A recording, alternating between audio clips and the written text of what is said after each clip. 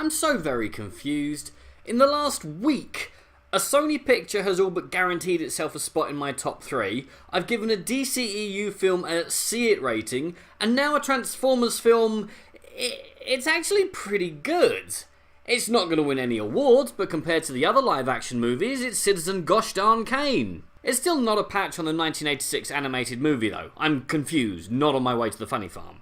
Anyway, the year is 1987, the same year the original TV series ended for all of you trivia nerds, and Bumblebee has landed in a bid to soft reboot this franchise away from all the dead weight / previous messes and see if this horse is pining for the fjords or just lying down in the job but in need of a damn good tasing. Sorry.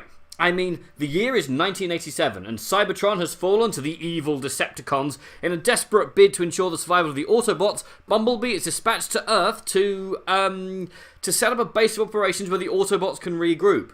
Why they couldn't pick an uninhabited planet, I have no idea. It's probably to do with accessing our benefits, schools, NHS, or whatever my uncle is ranting about on Facebook today. He gets adopted by Hailee Steinfeld, an Oscar-nominated actress who clearly fancies being in a film that's going to be seen by more than 7 people for once. She's your bog-standard teenage outcast traumatised by the death of her father and resentful of her mother Sally for remarrying. Steinfeld, I just know before the end of this review I'm going to mess up and call her Seinfeld's character, is actually given a lot of depth, and were you to strip out the giant killer space robots, this would actually be a pretty solid coming-of-age film.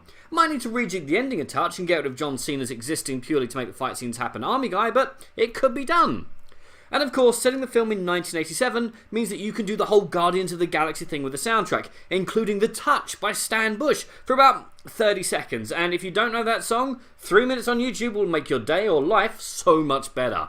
Away from the cool 80s soundtrack, solid script, good performances, and pretty solid and simple story, there's still more to like about this film. Some brave soul has kept the cameraman away from the sweeties, and as a result you have fight scenes where you can tell what's happening, who's doing what to whom and why. There's actually a sense of impact to the blows, and well, I thought, whisper it, I thought I saw a practical effect or 3 in there. It's not a perfect film though. It sags a little in the middle, which might result in smaller members of the audience getting fidgety. Also, despite being a mere 114 minutes long, I counted about 3 scenes which seem to exist for no other reason than to go on talk shows and could be removed without harming a single hair on the plot's head. The film's also got a nice light touch, reminding me at times of E.T. the Extraterrestrial, which can only ever be a good thing, and hang on a second, directed by Travis Knight. Where do I know that name from? Typey. He directed Kubo and the Two Strings! One of the greatest stop-motion films ever, besides only Wallace and Gromit the Curse of the Were-Rabbit and anything Ray Harryhausen ever did.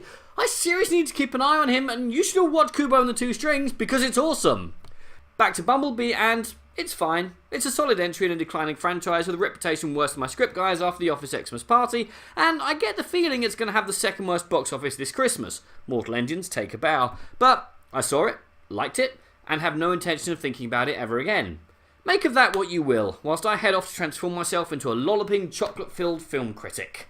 So this is if nothing else, guys. If nothing else is on and you don't want to see Spider-Man again because you should, because it's awesome, yeah, check this out. Otherwise, just don't bother. But what did you guys think? And what franchise would you most like to see soft rebooted? And what do you think of soft reboots in general? Comment below, let me know. I'm Daniel, this has been a Dunking. If you've enjoyed this video, please like, share, and subscribe.